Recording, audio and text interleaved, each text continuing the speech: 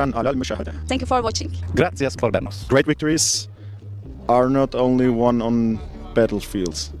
And for the rest, watch the show. So, what makes your character important in history?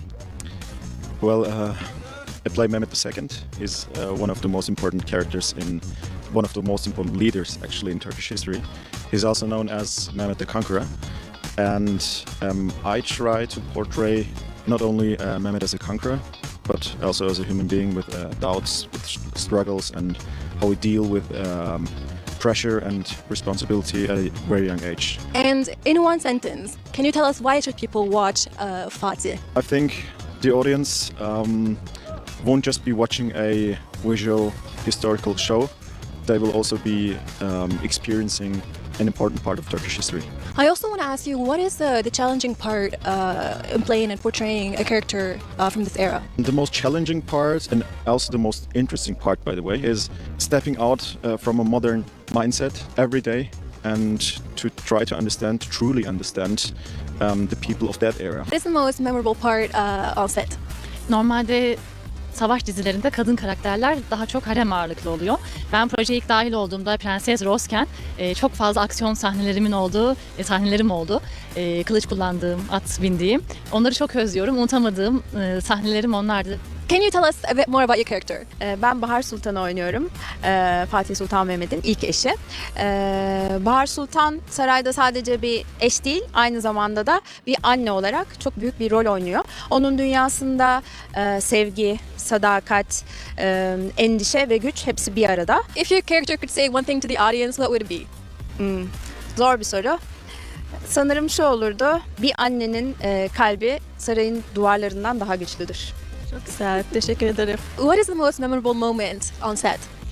Sette yaşadığım her an çok değerli ve her an aklımda kalıyor ama en tabunu soracak olursanız sanırım Şehzade Ahmet'in ölümü diyebilirim. Çünkü benim için zorlayıcıydı hem mental olarak hem fiziksel olarak gerçekten. Can you tell me a bit more about your favorite scenes or what is the best part about playing this character? At üstünde geçen her sahne diyebilirim. Atları çok seviyorum. Hatta en büyük kazamda at üstünde burada geçirdim. Ama bunun haricinde İstanbul'un fethinde, Bizans'ın fethinde gemilerin karadan yürütüldüğü sahne. Çok yorulduk, çok yıpratıcı, çok yorucu sahnelerdi. Ama o gemilerin taşındığı sahneler benim en keyif aldığım, dizi olarak da en beğendiğim yerdir. Each piece, from royal jewelry to the armor worn by soldiers, is carefully designed to reflect the aesthetics and power of the Ottoman court. Ben kostüm şefiyim Fatih dizisinin. Kostümler tasarlanırken Sema Hanım ve ekibi Topkapı'daki müzeden, bizim tarihçimiz Feridun Bey ve Erhan Bey'den bilgiler alınarak kumaşlar tek tek seçiliyor. Özenle onlara da gösterilerek orijinaline en yakın şekilde tasarlanıyor aslında. Can you tell us more about the details of these costumes? Bu Fatih Sultan Mehmet'in başlığı. Fatih Sultan Mehmet'in portresindeki başlığın aynısı birebir yapıldı. Küçük uyarlamalar yapıldı. Bu taşlar mesela kendi kostümüne göre uyarlandı. Şimdi miğferde Allah'ın isimleri yazar. Burada da Besmele ile başlayıp Fetih Suresi yazar. Yani burada gördüğünüz Fetih Suresinin bir ayetidir. Bunlar da tek tek elle işlenerek yapılmıştır. Do you have a favorite costume? Fatih'in favori kostümü, onun kendisinin de çok sevdiği Hasan Bey'in kırmızı bir kostümü vardı.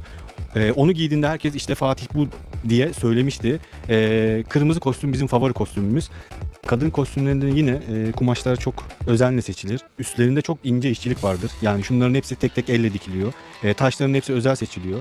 Kadınlarımızda yakaya kadar kapalıdır Osmanlı kadınlarının hepsi. I really like it. Can I try one of the women costumes as well? Tabii ki. Buyurun.